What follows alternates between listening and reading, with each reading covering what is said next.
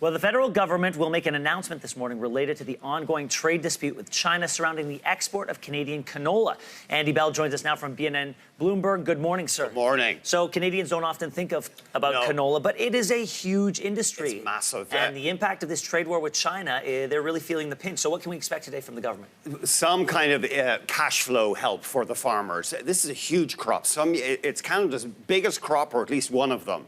And even the exports to China alone are massive. Last year, $4.4 billion worth of canola products. And of course, the Chinese are blocking the import right now of seed. And that was about $2.7 billion. So it was the biggest single chunk. The speculation, of course, is that the Chinese are mad over the detention of the Huawei CFO at the behest of the United States. We're expecting an announcement from the federal government at 9:30 a.m. Eastern Time. This could be a nightmare for Western Canada, though, because a lot of the previous year's crop is sitting in bunkers.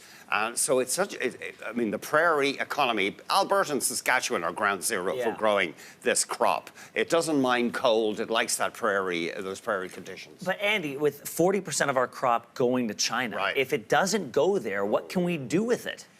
You know, try to sell it into a world market for vegetable oils. It's often used for animal feed. There is a twist there as well. The Chinese, as you know, are culling their pork herd viciously because of this African swine fever. That means that their demand for things like canola and soybeans has come down because they're used to feed pigs. So that could be another factor. The Chinese just don't need as much canola. But it's going to be tough to find markets elsewhere around the world for this. I mean, it's substituted for other vegetable oils, notably soybean oil.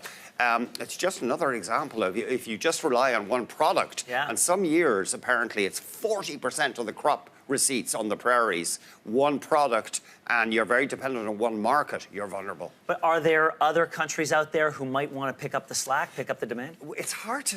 Around the world, we're getting these huge crops. Wheat, for example.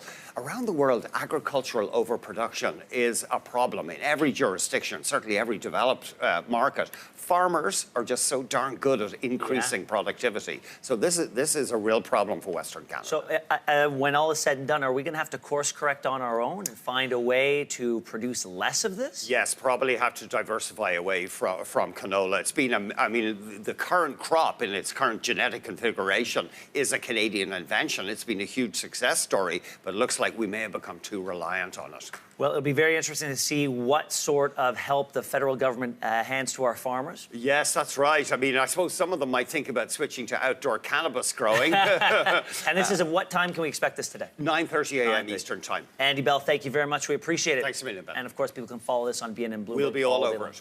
Great.